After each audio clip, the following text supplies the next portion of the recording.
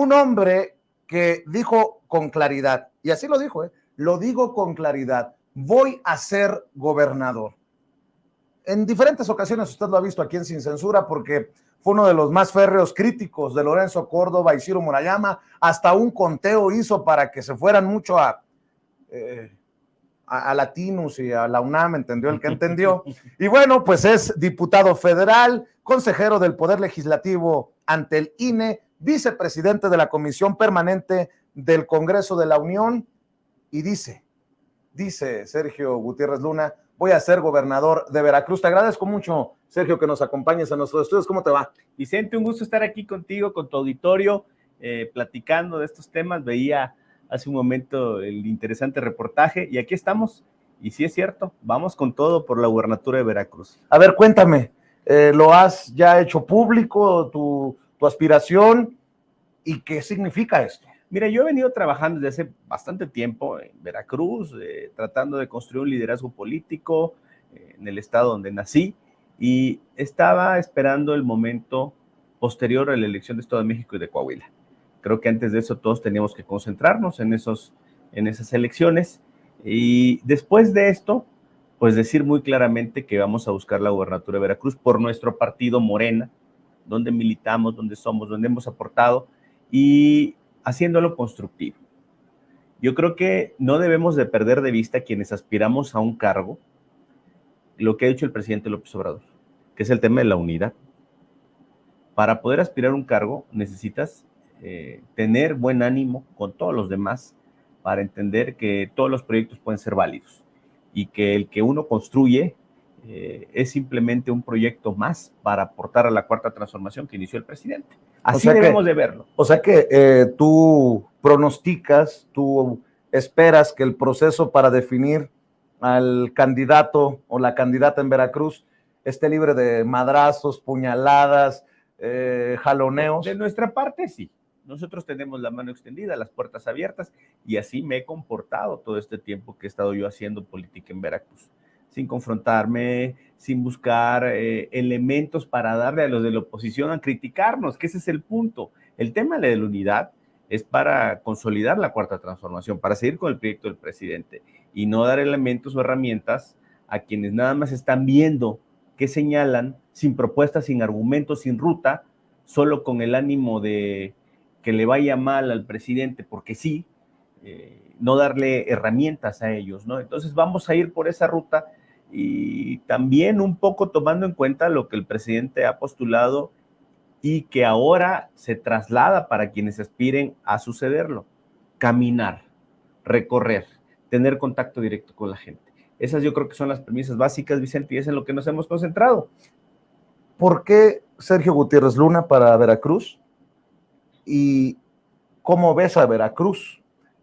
Un estado muy importante en la República Mexicana, que hoy ya gobierna Morena con Cuitláhuac García. ¿Qué ves en Veracruz y por qué tú, Sergio? Mira, yo creo que el estado tiene muchos retos. Creo que lo que tenemos que hacer hacia el frente es política. Tratar de que esos retos que tiene el estado, esas necesidades, los podamos resolver en unidad. ¿Qué pienso? Que una sola persona no puede resolver todo, que necesita el apoyo de la ciudadanía, de hacer una convocatoria amplia para resolver los temas y las necesidades. ¿Cuáles son esas principales necesidades en Veracruz? Yo hago una reducción a una y pienso que de ahí pueden derivarse varias cosas. Empleo. Generas más empleo, generas inversión, mueves la economía y eso incide en, por ejemplo, la seguridad, que es un tema importante en Veracruz, que es un tema importante. Entonces, a partir de eso, tratar de buscar soluciones al problema de inseguridad a partir del movimiento de economía. Creo que necesitamos un líder político que atraiga inversiones. Hoy Veracruz está en una posición privilegiada con el proyecto del corredor interoceánico, de los más importantes del presidente. Tú sabes que Veracruz, por su ubicación, tiene la salida al Golfo y su mercado natural, digamos, es Europa y la costa este de Estados Unidos. Pero con el corredor se abre una puerta muy importante para Asia, para poder tener un intercambio de tecnología, de financiamiento, de venta de productos, que antes no era tan sencillo. Entonces necesitamos potenciar eso. Creo que aparte Veracruz tiene dos grandes valores que necesitan ser explotados de una manera, digamos, contundente.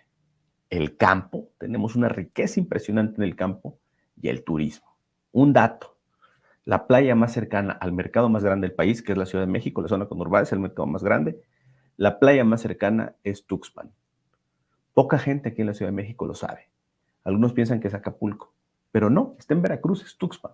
Necesitamos potenciar esa riqueza que tenemos en materia turística, porque Veracruz es precioso, tiene maravillas que mucha gente no se imagina.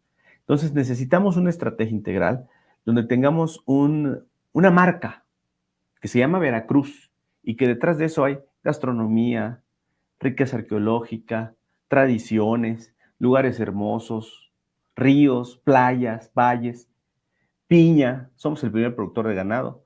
Hermano, yo sé que tú eres de Sonora, pero Sí. te tengo un dato. A ver. El primer productor Nomás de ganado es Veracruz. nomás no me vas a decir que la mejor carne es la de Veracruz, porque ahí sí nos vamos a meter en problemas. El primer productor de carne es Veracruz. ¿Ah, sí? Es Veracruz.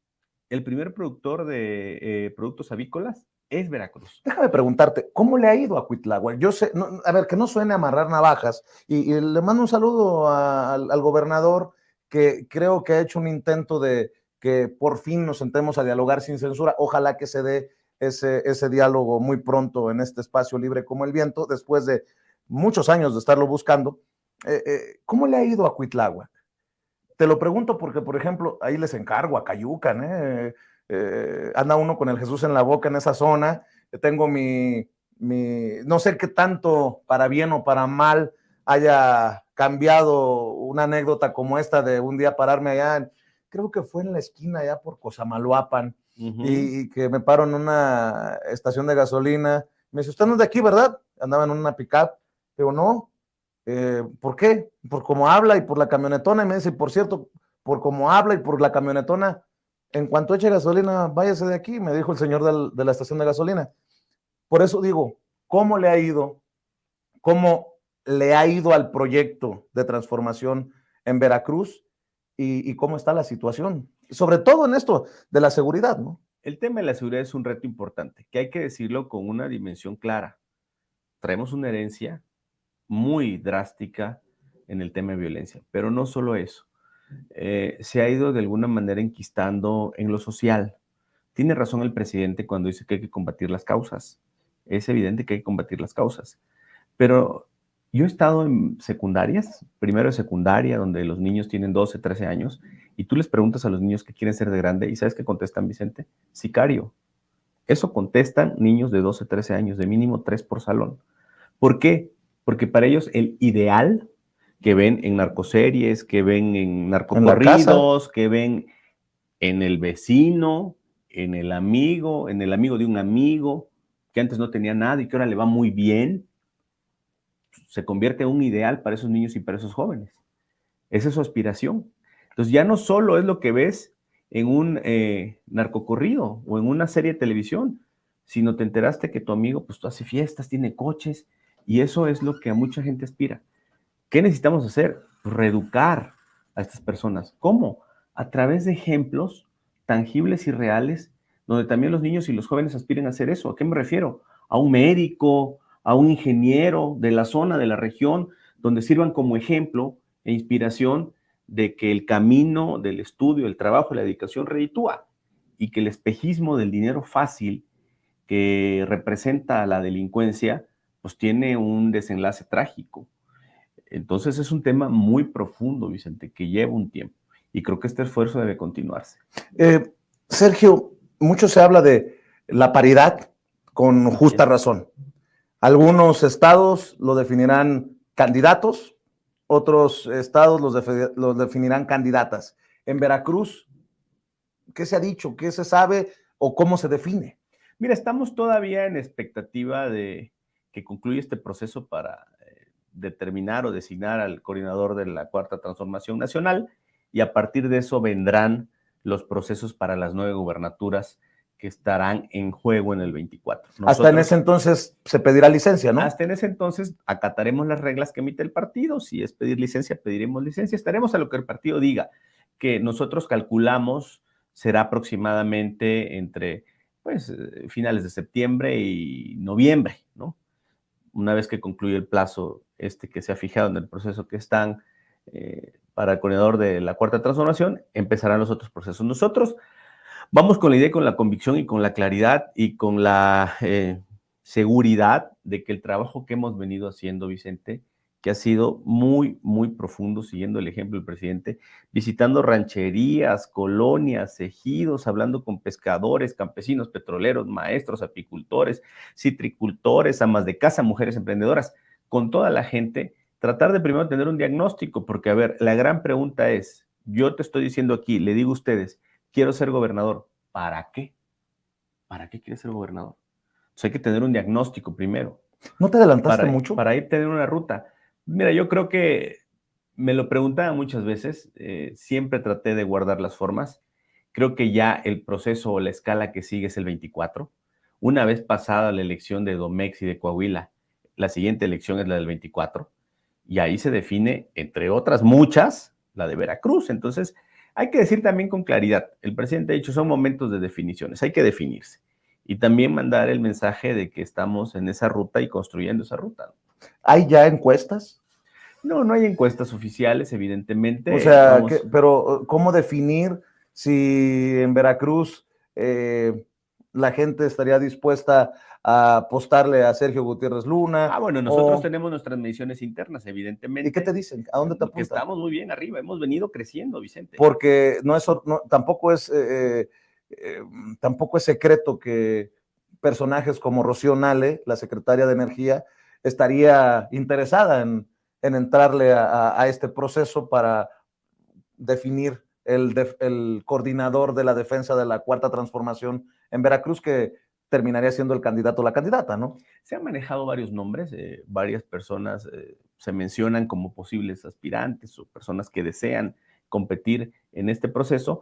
Yo creo que en su momento tal vez lo dirán, veremos, esperaremos. Nosotros estamos en la ruta de construir eso.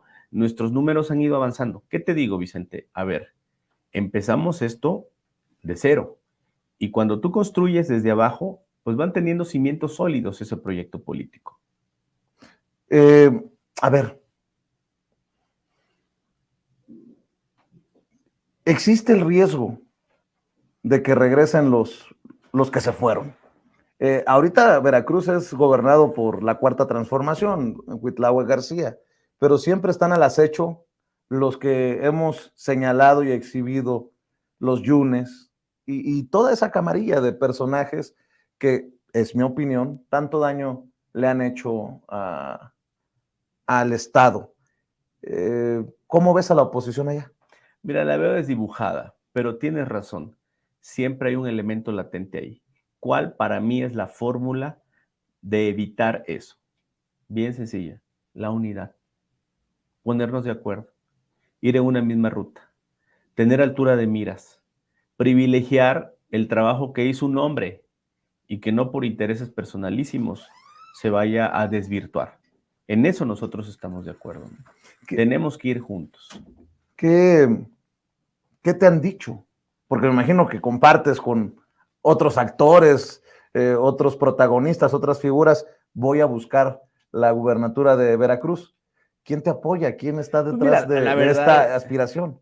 La verdad es que en Veracruz mucha gente, muchos sectores, muchas personas ven con buenos ojos el que empecemos o hayamos construido esto desde abajo, con humildad, también con una política clara, Vicente. Lo que yo he hecho es ir con la gente y decirle de frente, primero la verdad. En primera instancia, escuchar sus peticiones, sus necesidades, sus reclamos, sus enojos, que los hay, y que te los digan. Y la obligación de nosotros como representantes populares es escucharlos y atenderlos de buena forma, porque finalmente si tenemos una responsabilidad es gracias al voto de ellos. Y en segundo lugar, decirles la verdad. Cosas que se pueden y cosas que no se pueden, o que van a llevar más tiempo, o convocarlos a resolver entre todos esos problemas. Y eso lo agradece la gente, el hacer política de verdad. ¿Qué le dices entonces a las personas que nos están viendo, a los hermanos y hermanas, amigos, amigas veracruzanos, y sobre todo a los que pueden no tener afinidad Claro. contigo, que han visto en redes sociales golpeteo, acusaciones, señalamientos. Bueno, el gusto se rompe en géneros. Hay de todo en la viña del Señor, decía mi nana, que en paz descanse. Pero, ¿qué le dices a esas personas? Que la mejor forma de saber qué propone o quién es un político es siguiéndolo, viendo lo que hace, escuchándolo. Y cuando hay consistencia, se genera confianza, Vicente. Cuando uno es consistente en su decir y su actuar, la gente lo percibe. Que vean lo que estamos haciendo, que escuchen lo que proponemos y que con base en eso formen su juicio. Yo soy muy respetuoso y el tema de la política el día de hoy es convencer a la ciudadanía con hechos y con acciones. Y también con la personalidad que le evalúa a la gente. A la gente ya no se le engaña, ¿eh? La gente sí distingue las cosas. Definitivamente. De aquí hasta que se defina esto, de las reglas para el proceso en Veracruz, ¿qué hace? ¿Qué va a hacer Sergio Gutiérrez Luna? Hay tantos temas. Cuando entrabas al estudio te decían, ¿cómo hay temas? El proceso interno rumbo a 2024 por la grande, las coordinaciones en el Senado, en la Cámara de Diputados, los jaloneos, el último tramo del gobierno del presidente Andrés Manuel López Obrador, que será de inauguración de grandes obras. ¿Cómo ves esto? Yo creo que como el momento donde se están consolidando muchas cosas y planes que hizo el presidente que van a darse, un momento donde el presidente tuvo mucha claridad en dar el mensaje e insistir en el tema de la unidad hacia todos y también como una obligación de quienes estamos en la cuarta transformación de ayudar. ¿En qué? En la difusión, en el debate, en el apoyo al presidente, en atender a la gente, en hacer nuestro trabajo. Es la forma en la que ayudamos al proyecto. Necesitamos poner nuestra parte. El presidente es un hombre y un líder político el cual debe ser acuerpado por todos los que estamos en la cuarta transformación. Y esa es la ruta que debemos seguir en esta recta final. Yo coincido con el presidente en que la unidad es elemental y básica. ¿Ya definiste por quién vas en este proceso interno? Claro, desde hace mucho tiempo. Fui el primero que se definió por mi amigo Adán Augusto López Hernández, un político de primera. Creemos que es una persona que ha hecho bien su trabajo, que construye acuerdos, que puede ser un gran personaje para encabezar los trabajos de la cuarta transformación. Y lo hemos dicho en positivo, porque todos tienen cualidades. Evidentemente todos tienen cualidades, pero uno pues tiene afinidad con alguna persona, que en este caso es Adán Augusto López Hernández. ¿Cómo ves el proceso interno? ¿Cómo arranca? Seguramente antes de que entraras al estudio estabas escuchando el tema de Jacob Polensky, que levanta la mano de último minuto, diputada como tú, tal vez no con la afinidad que acabas de manifestar, pero en fin, ¿cómo ves este todavía intento de unidad al interior de la coalición Juntos Haremos Historia rumbo al 2024? Creo que empieza bien. El Consejo Nacional de Morena, al aprobar por unanimidad las reglas, al aceptarlas todos los aspirantes, creo que manda el mensaje de que se empieza con el pie derecho. Ahora viene la ruta importante, que son los recorridos que van a hacer todos, donde tenemos que privilegiar el no caer en provocaciones. Arriba, pero también abajo, ¿eh? Porque muchas veces se calientan los ánimos en la base y eso tenemos nosotros que atemperarlos para no alimentar. Y en las redes se sueltan los demonios, ¿no? Así es. Eso tenemos que ayudar a no maximizarlo, a temperarlo, a que sea algo más propositivo. Entonces, ¿tú sí estás de acuerdo en que no haya debates para no Yo creo que está generar bien la más regla de que no haya debates, ¿no? No dar pie a la tentación para malinterpretaciones o generar polémica. ¿Qué piensas de la aspiración de Jacob Polensky? Mira, no la conocía, creo que hay que analizarla, no sé exactamente qué dijo. Pues que va a buscar ser la séptima corcholata, eso en mis palabras, ¿no? Que va a buscar estar incluida en la encuesta, ¿no? En este proceso, algo que sorprende a propios y extraños. Ayer pidió licencia, dice, con esa intención. Vamos a esperar a ver qué dice Mario Delgado sobre ese tema. Ya lo dijo aquí en Sin Censura ayer, no puede ser posible, ya están establecidas las reglas que se acordaron en el Consejo Nacional y creo que estuvo palabras más, palabras menos, no atenta o distraída, dijo Mario Delgado. No sé si lo quieras escuchar para opinar. No, a ver, me quedo con lo que me dices y yo creo que en este momento tenemos que cerrar filas con el presidente del partido. Así de sencillo. En otro tema, porque sé que es un tema sabroso para ti. A ver, ¿cuál? Y también para mí. Este señor tenía su countdown, su conteo regresivo para que se fuera Lorenzo Córdoba y Ciro Murayama, y por fin se fueron del INE. Hace unos días estuve por allá y se respira diferente, sobre todo por su servidor, que fue también muy crítico de Lorenzo Córdoba y Ciro Murayama, y ahora se ve un INE diferente con Guadalupe Tadei como consejera presidente. De hecho, hubo reunión en Palacio Nacional. ¿Tú cómo ves a la autoridad electoral ahora con otra dirigencia? Primero, qué gran daño le hicieron al INE Lorenzo y Ciro. Usaron esa institución de todos los mexicanos para su promoción personal. Usaron los recursos públicos, las plataformas, las cuentas del INE para posicionarse políticamente.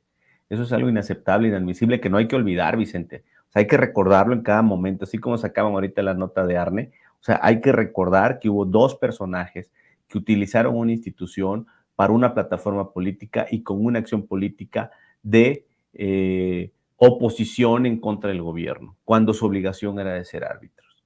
¿Qué veo ahora? Nuevos aires, una nueva etapa que creo inició bien la presidenta Tadei. Acciones, primero, dijo que no iba a tener cuenta de Twitter. Un poco para contrastar, o sea, el mensaje era ese. Estos cuates, Lorenzo y Ciro, abusaron y ella dice, pues de entrada yo solo voy a comunicarme a través de la vía institucional. Ve el contraste.